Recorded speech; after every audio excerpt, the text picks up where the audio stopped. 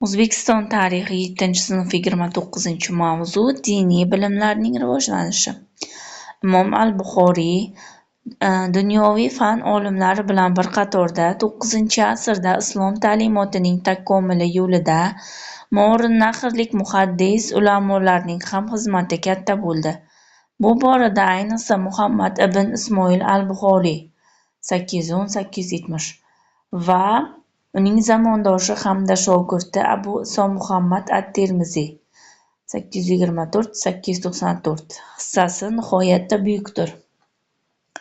Imom al-Buxoriy islom ta'limotiga oid 20 dan ortiq asarlar yozdi. Uning birgina Al-Jomi as-Sahih asariga 7275 ta hadis kiritilgan.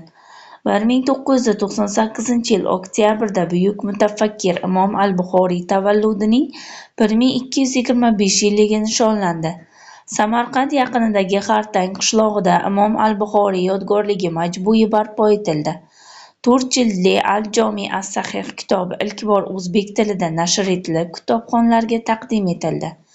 Hadis, arabcha rivoyat, naql. Islom dinida Qur'ondan keyingi muqaddas manba Muhammad payg'ambar sollallohu alayhi vasallamning faoliyati va ko'rsatmalari haqida to'plangan ma'lumotlar yig'indisi.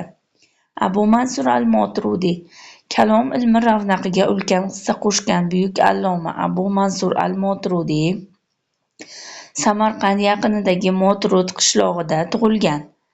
870-944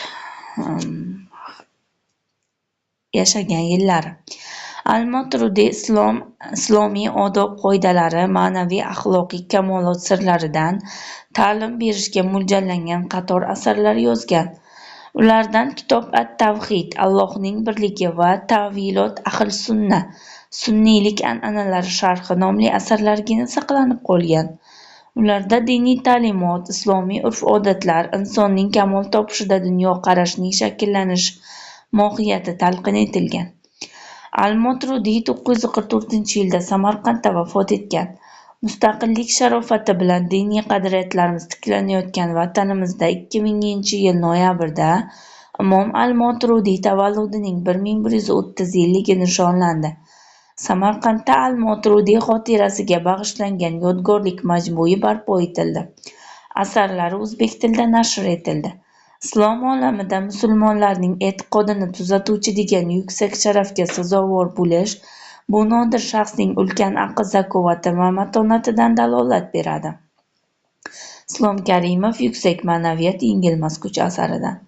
Burxoniddin al-Marg'iloniy mashhur fiqh huquqshunos olimi Burxoniddin al-Marg'iloniy 1117-yilda Rishtonda, bu kitobda 1123-yilda deb xato kiritilgan, keyinchalik kitob tuzatilgan. Shuning uchun 1117-yilda Rishtonda tug'ilgan deganini to'g'risi. Farg'ona vodiysida tavallud topgan.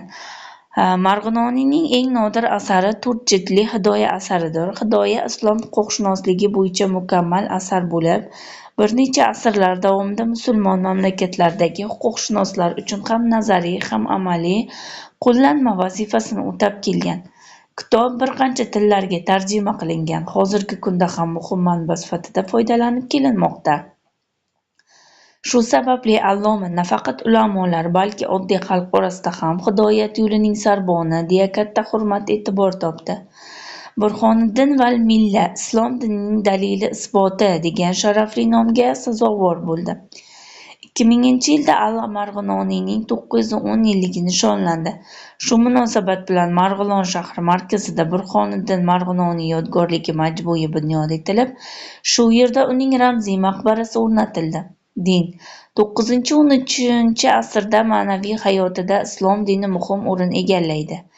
Bu davrda musulmon sharqida keng tarqalib jahon dini darajasigacha ko'tarilgan islom dini xalq hayotida muhim o'rin egallaydi. Mo'rin-nahr aholisi islom dinini qabul qilib, shariat ahkomlarini bajarishga, arab tili va yozuvini o'rganishga kirishdi. Markaziy shaharlarda qator masjid va madrasalar qad ko'tardi. 12-asrda esa Buxoroning Darvoza-i Mansur mahallasida hatto qonunshunoslar uchun maxsus faqihlar madrasasi qurilgan. Bunday oliy Dorul-Funun asosan islom dini ta'limotining asosiy manbalari Qur'oni Karim, hadisi sharif va arab tilining mukammal o'rganishiga katta e'tibor bergan. Shariat ahkomlari har tomonlama chuqur o'rgatishda tafsir Qur'oni Karimning sharhlari juda boy va qimmatli manba hisoblangan. Fiqh fani, ya'ni islom huquqshunosligi, axloq va shariat ahkomlari borasida mukammal ma'lumot beradi. Islom dini ta'limotining ravnaqi va targ'ibotining kengayishida ayniqsa Buxoro shahri markaziga aylandi. Buxoro madrasalaridan juda ko'p yetuk fiqhshunos olimlar, qozilar, imomlar yetishib chiqadi. Shu boisdan Buxoro 9-asrdan boshlab Qubbatul Islom, islom dinining gumbazi nomi bilan shuhrat topadi. Tasavvuf o'rta asrlar musulmon sharqida keng tarqaladi. Bu ta'limot 8-asr o'rtalarida Iroqda yuzaga kelgan. Tasavvuf ta'limoti asosida inson faoliyati va uning kamoloti yotadi.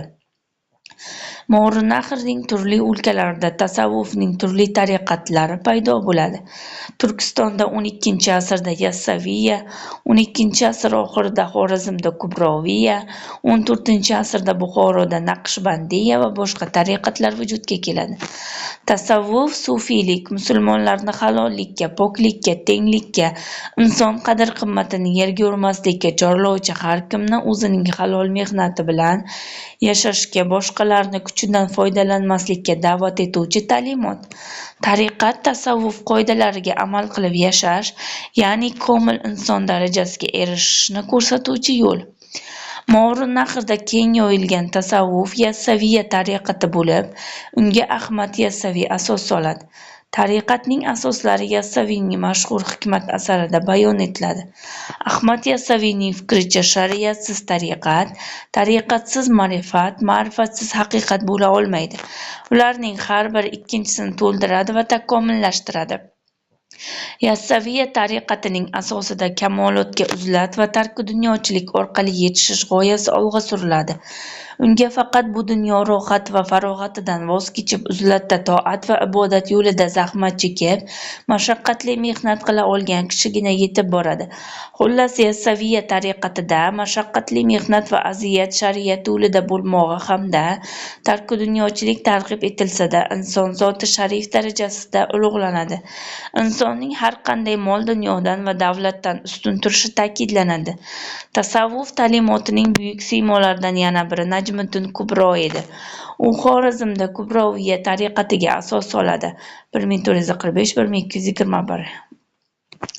Yassaviya tariqatidan farqli o'laroq Kubroviya tariqati tarki dunyochilikni rad etadi. Kamolot yo'lida olib boriladigan mashaqqatli mehnat jarayonida bu dunyo noz-ne'matlaridan bahramand bo'lishning joizligi g'oyasi ilgari suriladi. Kubroviya tariqatida xalqqa va vatanga bo'lgan muhabbat nihoyatda kuchli bo'lib, har qanday og'ir damlarda ham omma bilan birga bo'lish, vatanni mudofaa qilish va uning mustaqilligi uchun kurashga da'vat etadi. Tasavvuf 14-asrda Naqshbandiya tariqatida yanada rivoj topadi. Unga Bahouddin Naqshband asos soladi. U 1318-yilda Buxoro yaqinida Qasri Xunduvon qishlog'ida matolarga naqsh bosuvchi hunarmand oilasida dunyoga keladi. Yoshligida ta'lim olish bilan bir qatorda kimxob matoga gul bosishni puxta o'rganib, ota kasbi naqqoshlikni egallagan. Xo'ja Bahouddin hayotnoma va Dalilul Oshiqin nomli asarlar yozib, o'z tariqatini yaratadi. Naqshbandiya tariqati Mo'g'rinahr, Xuroson va Xorazmda keng tarqaladi. Naqshbandiya tariqati insonlarni halol va pok bo'lishga, o'z mehnati bilan kun kechirishga, muhtojlarga xayr-ehson berishga, sofdil va kamtar bo'lishga chaqiradi. Uning dilbar u dastbakor, ko'ngil Allohda bo'lsin, qo'l mehnatda bo'lsin degan hikmati Naqshbandiya tariqatining hayotiy mohiyatini ifodalaydi. U tarki dunyochilikni rad etib, mehnatsevarlik, odillik va bilimdonlikni targ'ib etadi. Naqshbandiya ta'limoti taraqqiyotiga keyingi asrlarda Alisher Navoiy, Abdurahmon Jomiy, Xo'ja Ahror kabi buyuk allomalar katta hissa qo'shadilar. Mustaqillik sharofati bilan Ahmad Yassaviy, Bahouddin Naqshband, Najmiddin Kubro singari bobo kalonlarimizning aziz nomlari tiklandi, qadamjonlari obod etildi, asarlari chop etilib, ularning bebaho ma'naviy meroslaridan hozirgi avlodlar bahramand bo'lmoqdalar. Holbuki islomiy ta'limiy tarbiya asosida ajdodlarimiz kamol topib, o'zlaridan o'chmas tarixiy meros qoldirganlar. Bugungi mavzumiz ham juda qiziqarli mavzulardan biri. Sizlarga manfaatli bo'ldi degan umiddamiz. Bizni kuzatishda davom eting, obuna bo'lishni unutmang.